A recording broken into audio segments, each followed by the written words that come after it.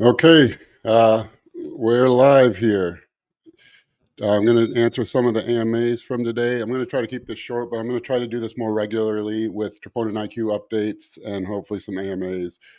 Real quickly, Troponin IQ updates. We have the app download ready. Every user should be getting a pop-up notification instructing you how to install the app on your home screen on your phone.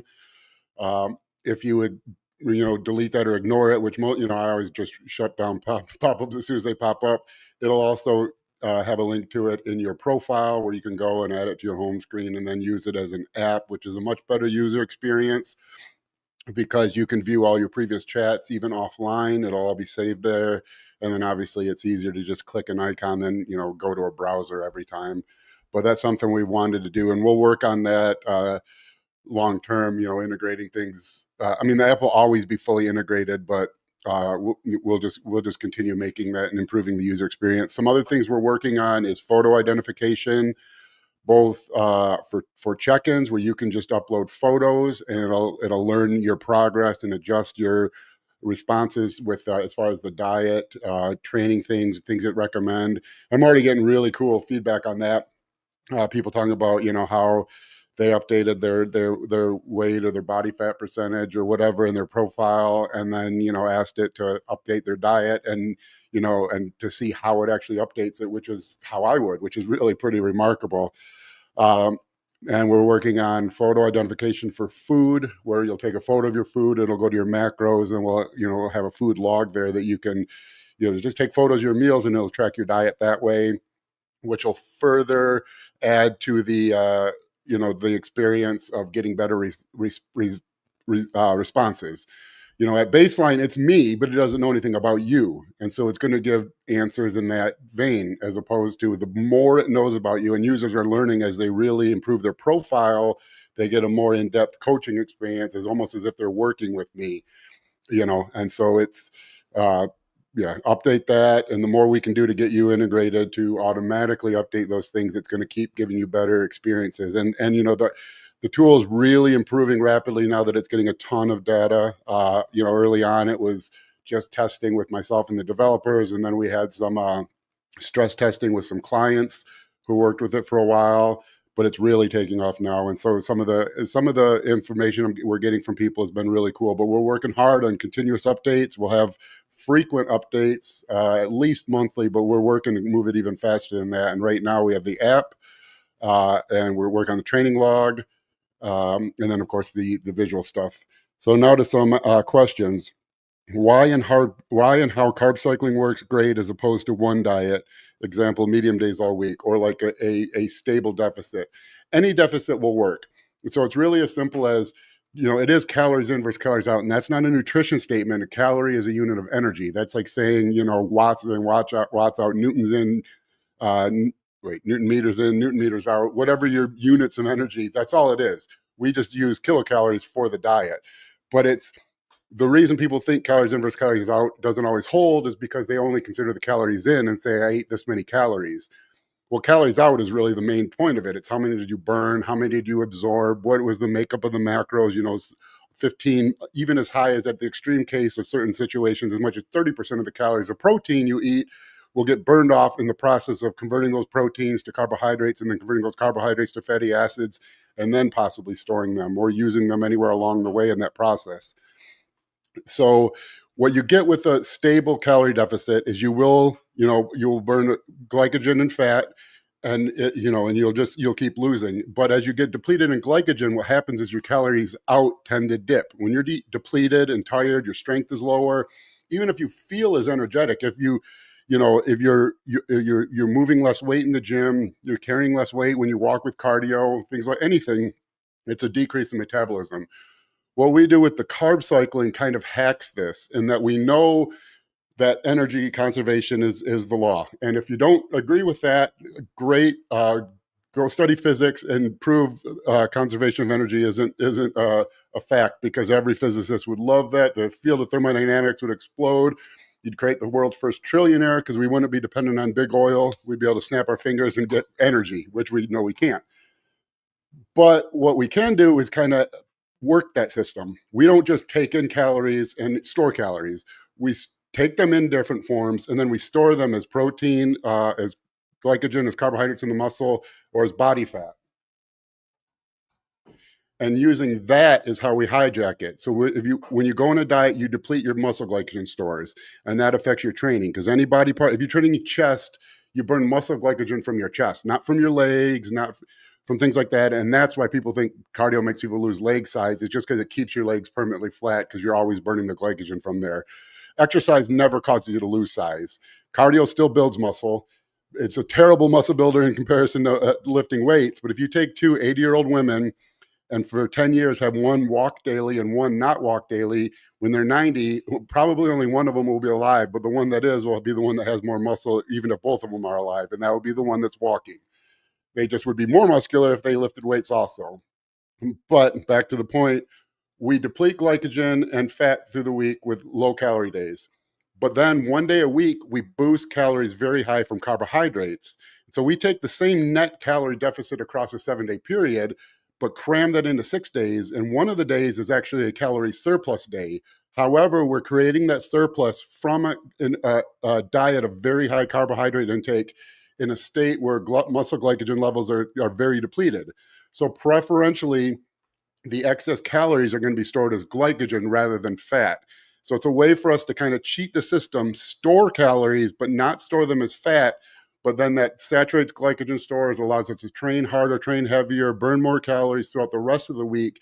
And so even though the net calorie difference across the 7-day period is the same, with that little hack, you're able to theoretically burn more fat stores for that calorie deficit. And I don't even think it's theoretical. I mean, I think it's, if you work the numbers and do the energy equations, it would show that. And so that's the reason why I believe it's the best. It's more complicated than a straight calorie deficit, and so if you're a layperson, that might not be the approach you really want to take, but it is the most effective. Let's do favorite taco. Geez, I don't know, shrimp taco with some really spicy dipping sauce. Uh, should I do a cancer screening before starting HGH? If you're concerned about cancer, you should do a cancer screening, period. GH or no GH. The causal link with GH and cancer is low. It's not like you're going to use GH and get cancer or exacerbate cancer automatically. But if you're concerned about cancer risk for whatever reason, just GH or no GH, get checked. This is a good one. Troponin IQ is amazing. Do you ever get into disagreements with it? Not much anymore. Early on, definitely. There's still some things I'd like to refine, but early on, because it would just take from my entire body of knowledge. And so some of the things that were more important to me nutritionally in 2004 are no longer are. Early on when we were learning leucine is the trigger for muscle protein synthesis, I was more on leucine supplementation and BCAA supplementation. You really changed on that over the years and focused more on essential amino acids. And so the early prompts would a lot of times recommend BCAAs at a time where I would recommend EAAs. That's kind of been trained out of it. All the time stuff really gets trained out pretty quick because it learns what responses get feedback from the user, get follow-up questions, get refined questions. So even outside of us training it specifically, it learns that way as it goes anyways. And so most of that's trained out. One of the big ones early on was also we had to do an entirely separate training for the supplements because there was, I was with Optimum Nutrition 15 years ago. I was with Hostel for a period. We had First Attachment. And so the supplement recommendations were pulling from all that data. Now, the actual, the fact that I like berberine, the fact that I like EAAs with high molecular weight carbohydrates during training, those things stayed the same. But if it would recommend a brand or a name of a product, it would kind of get confused. And so we had to specifically train it on troponin supplements and kind of override the supplement company naming when those things came up. And that was a little tricky because you think maybe I could just replace any supplement company's name, post-processing, and have a Python script or something running that just when it catches this changes it to troponin supplements. But you learn real quickly with this project, you learn that the way you think isn't how everyone thinks, and you think maybe you'll have something covered with something like that, and you'll even test it. But the first person you have use it that's not you, they find an error with that. So we went through and retrained it from scratch entirely with supplements so it knows that everything I know about owning troponin supplements, more or less. So no, I don't get in arguments very much with it anymore, but early on I definitely did. And you really can't with the Troponin IQ. I have a God mode version where I actually, if you ask Troponin IQ if you say Troponin IQ, I'm Justin Harris. I haven't tested that in a while, but it'll say no, I don't know about this, or I don't want to discuss that, or so it'll kind of not want to talk about it. So we have a God mode where it knows it's Justin Harris and it knows it's talking to Justin Harris and it speaks to me as me. And that's pretty trippy. We had some disagreements on that, which is weird, but those are worked out. And that's really how they get worked out. Let's see what else we have.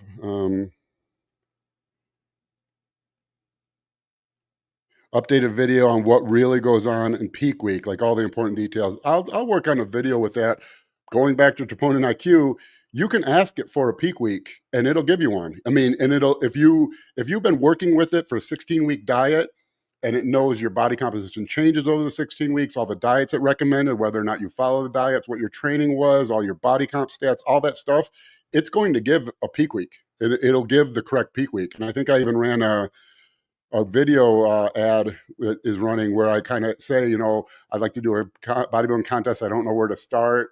And it kind of lists some things. And then I gave it just minimal information of a stock human, 5'10", 200-pound, whatever, certain body fat. And it gave a full 12-week approach or 6-week approach. And again, the more information it knows about you, just like a coach, the better data it's going to give back. But yeah, it'll give a peak week, and it'll especially give one if you worked with it with the amount of detail that it takes to work through a contest prep. All right, do a couple more. You mentioned building the metabolism. How would someone to do that in order to get huge over time? Well, this is a good question because the way to get huge, the long term, the largest, most muscular you at some future date really always comes from getting extremely lean now or at some point in the near future. And so I'll just detail what I think the optimal year is, competing or not. But this is why people really seem to become dramatically better bodybuilders once they actually start competing, and why permabulking never seems to work, why people, permabulkers don't get to pro bodybuilder size without competing, or it's extremely rare where, you're talking a couple people ever that you could probably sift through and name. But over a roughly year-long 52-week period, you want to do one hard diet, 12, 16 weeks to get into contest level body fat.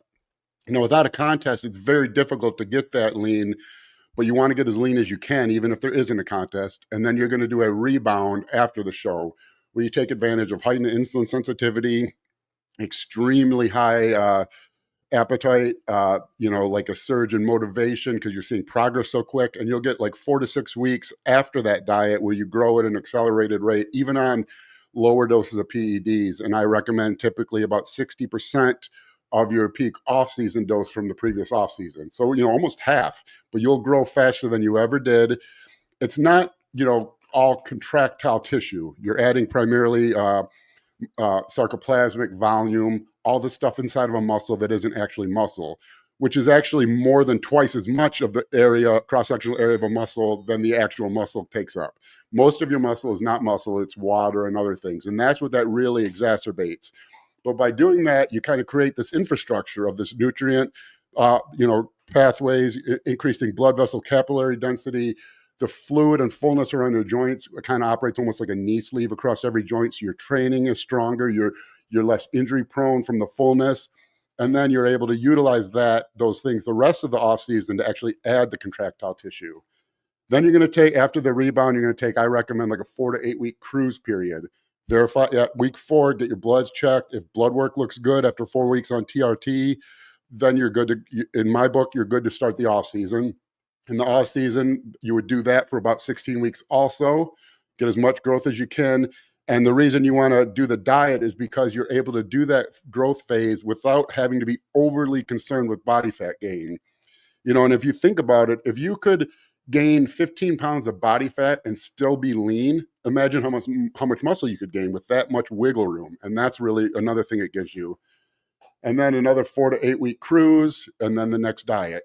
And now if you're like, eventually you get to the national level, you're competing at the national shows, either in the summer or the fall, it works out perfectly. You have that contest season once a year, and it works through. It's probably even better if you force that a little more condensed, almost to like, 2 shows every 3 years or 3 shows every 4 years, what you'd see like on the professional level, which I think is another reason why so many people, kind of seem to really improve pretty dramatically after turning pro, especially if they turn pro fairly early. They get that frequent diet and growth cycle. I don't even know if that was the whole question anymore, but that's my answer. And so, yeah, so building metabolism, that's basically what you're doing. You're looking. It's a slow process, and we used to have a whole like uh, ebook on Myoplasmic about it, where it followed someone for 18 months. So what you do is you start lean, and then you feed them, and you try not to see body fat gain. And once it looks like they've adjusted, they've added muscle, or their metabolism, their calorie output for whatever reason is at about the level of the diet, or maybe even slightly above, you bump calories up a little bit. You're never going to nail it perfectly, so there'll be a touch of fat gain, but you just basically cycle that process, and your body kind of learns to adapt. And through whatever inefficiencies in digestion, excess energy that's causing you to burn calories, you'll see the metabolic rate, at least in terms of the amount of food you're able to eat, increase pretty dramatically over the course of the year. How do you achieve that really stage lean look on stage? Is it duration of prep? It's just no body fat. And that's, I think, I can't remember what, is it AJ Sims that says just get fat free? I mean, it's a beautiful saying. It solves all your problems. You don't have to worry about peak week. You don't have to worry about, if you have zero fat, you don't have to worry about anything. You look great on stage. And that's the hardest thing early on with bodybuilders, is understanding it's called bodybuilding, but it's not a muscle contest. There's about 10 guys on earth that are mass monsters, and you're not one of them. And so the way to win bodybuilding contests, it really should be called a body fat contest, because if you're not going to step on stage shredded, you're not going to win. If you have great shape and good size, and you're close to shredded and no one else shows up shredded, which happens a lot at the state level, you might still win. But if someone else shows up shredded, you're not going to win.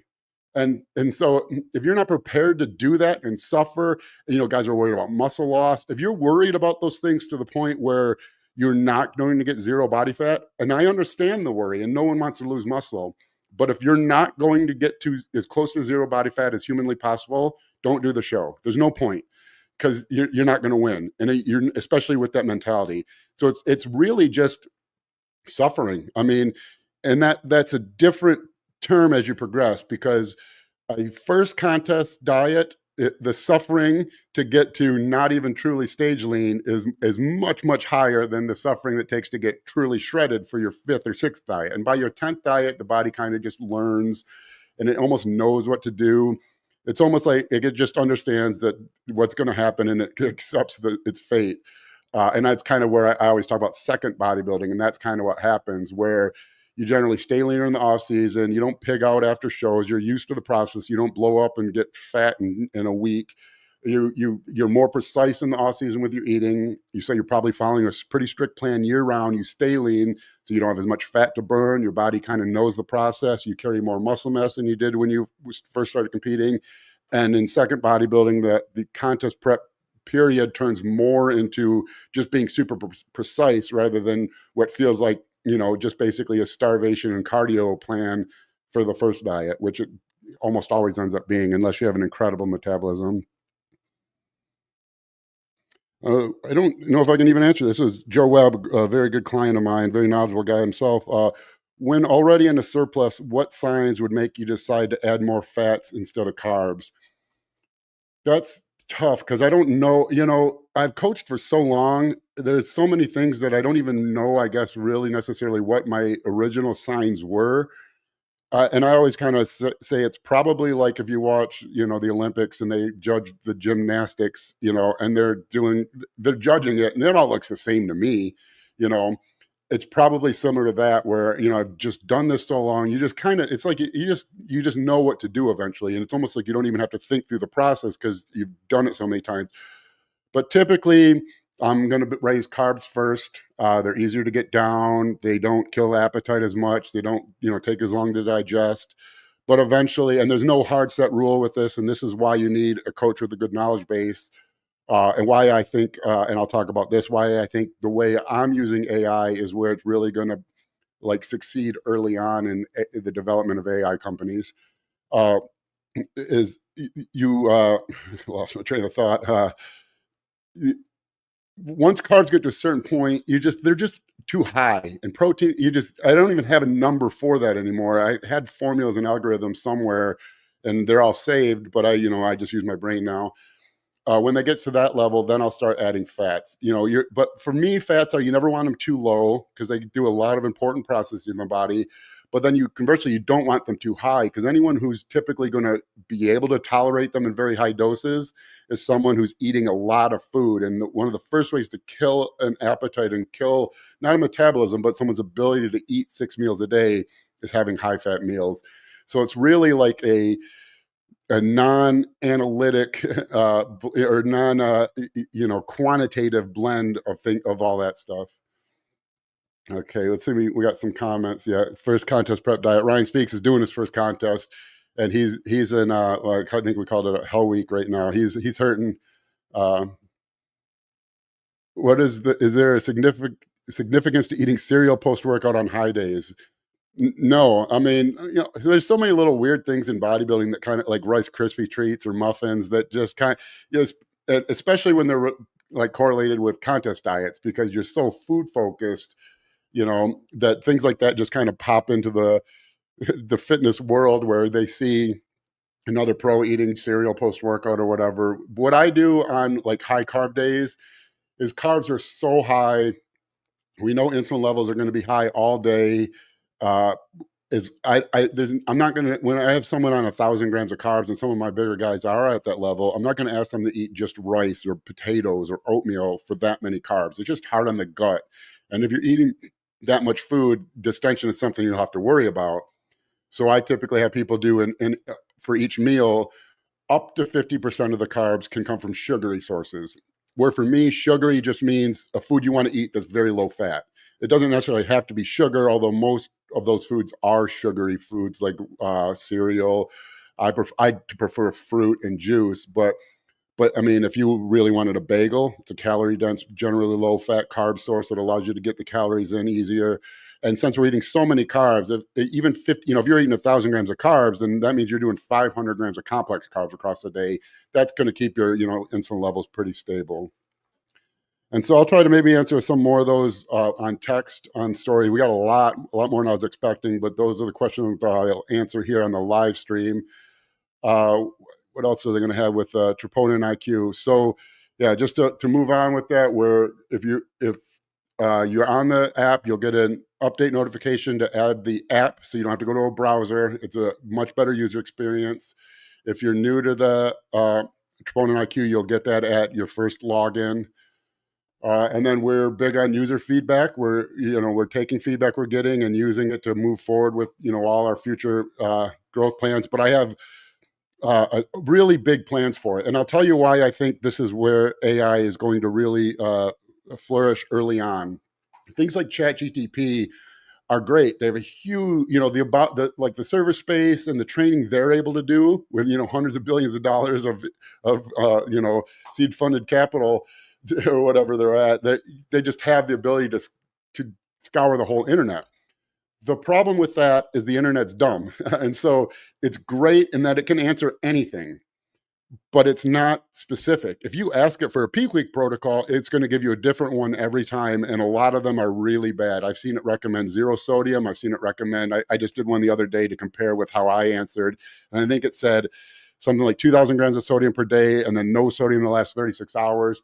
All things that, because typically what gets put out to public on the internet is non-specialized information. In bodybuilding, I've kind of even said that if you read it for free on the internet, it's probably wrong, because read it for free from an anonymous person. Because one, if they're anonymous, that means they're not good enough of a bodybuilder by themselves for you to know who they are. And two, if it's free, that means the information wasn't good enough for them to sell it. It was a cold, hard truth, And so most of the information ends up being wrong, and generalized services like that will show that. Now, if you want to ask anything in the world, it's going to give you an answer.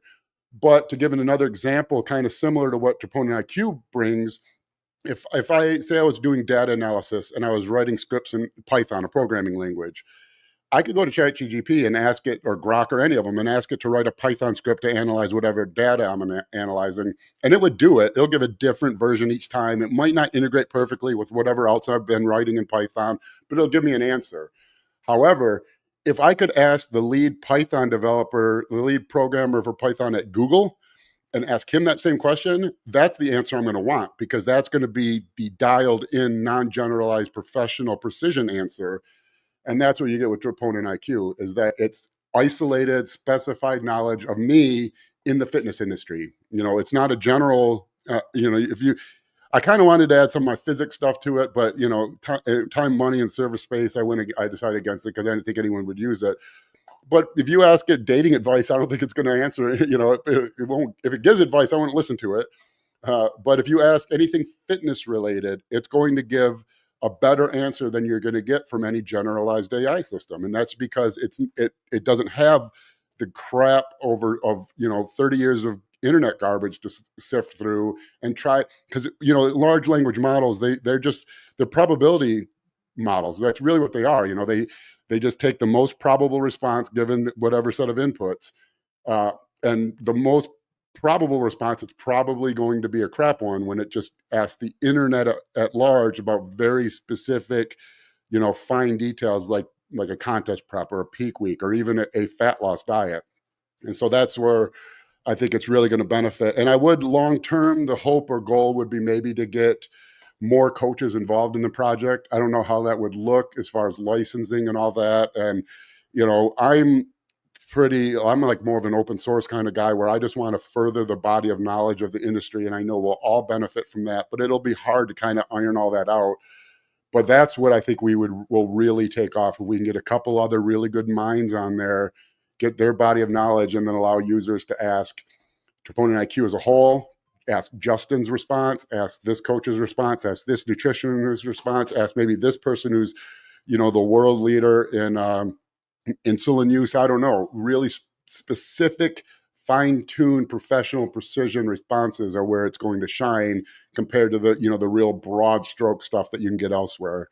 And so far it's been great. We've had a very good response. We're trending a little bit above what our hopeful even user rate would be. So that's awesome. We're trending far above our user time. I did not think people would spend as much time on it as they have been. That's been awesome to see. And so people are really liking it. And so we're working hard to keep the updates going so that it remains a great user experience. And we add, everything's ease of use. If I can take a picture of my phone, of my meal, take a picture of myself, and it automatically updates all that stuff, because we'll be integrated on your phone as an app. Should be able to be essentially automatic. And then it knows your progress, and every new response is a more refined response, as if you were talking with me exactly, and I knew all your past history or whatever past history you fed it. And so that's it. I'm going to try to do these more often. AMAs, just kind of an update. It's I've tried to get podcasts going for a while, but they're long and they're hard to get scheduled. And so these, keep them under 30 minutes. I'm going to try to do them probably weekly, if not more. But I'll wait and see what kind of feedback we get. How much is it? Right now, it's $29.99. It's $49.99, but we're doing a launch sale. No specified end date on it, but we wanted to get a large chunk of users early on, so we could get as much data built early on, and that's piling up pretty quickly. So we'll probably we'll move to the correct rate soon. But as of right now, as of this airing, it's $29.99 per month. And when you compare that with what it costs to work with a coach per month, I think you'll see, we got a lot of, like shocked looks, like I was an idiot for that price range. But I'm really trying to think long-term with this, and the long-term benefit comes from data. That's anything with the internet, and especially anything with large language models or AI, anything. So I just want to get as many users on there, so we're keeping the price, I think, criminally low at the start, to be honest. I guarantee there's no coach alive that will give you what Troponin IQ gives you right now for anywhere, even 5 times the cost. I don't know what other coaches charge anymore, but you're not getting what you're going to get for $30 a month, even anywhere close to that. You can't get a personal trainer for an hour for $30.